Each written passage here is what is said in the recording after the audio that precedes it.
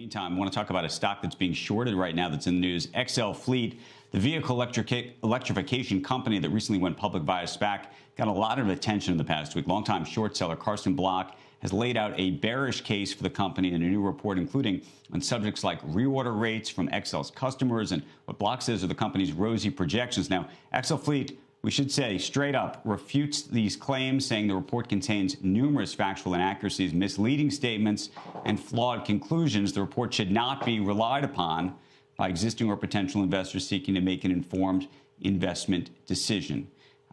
We wanted to tell you that before we talk to this man. Carson Block is joining us, Muddy Waters Capital CEO, and we want to walk through this report. But I want to walk through some of these issues that they're raising questions about. But Carson, in the broadest sense, make the case that you have a problem with this company's valuation. Well, the problem isn't the valuation. The problem is how they got there, and they got there through dishonesty. This is a company that has misrepresented its pipeline.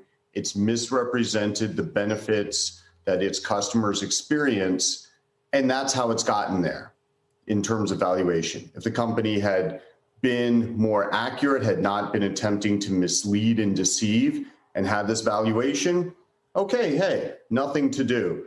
But when we see a situation in which there's actual deception, misrepresentation, then for us, there's something to do. And that's why we've gone public and we've shorted XL. Right.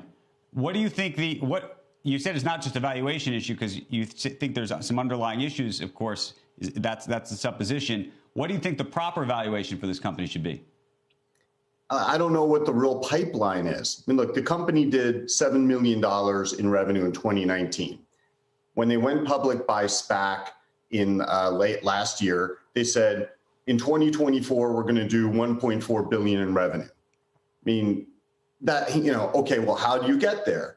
And they said, well, we can bridge that by pointing to our pipeline, which is $220 million. But the problem is, when we've spoken to former employees, they've told us that the pipeline is greatly exaggerated, that the company would deliberately go in, or managers of the company would either make salespeople or they do it themselves. They would go in and they would put in orders that just aren't actually going to be there, and they would greatly increase probabilities of sales. So the backlog, which is really, or the pipeline, which is really the linchpin from going from this, 7 million to 1.4 billion in 5 years, it seems like it's fictitious. Or, so what portion of it is real? We don't know. It sounds like a significant portion of it is not.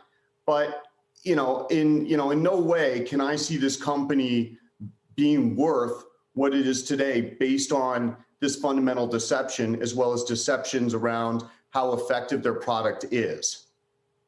Let me ask you too, though, maybe more directly. At what point would you, if you succeed, if this stock goes from $11.68 to $8, $5, I'm making this up, do you get out at that point? That's why I'm asking you what you think the fair value for the company is.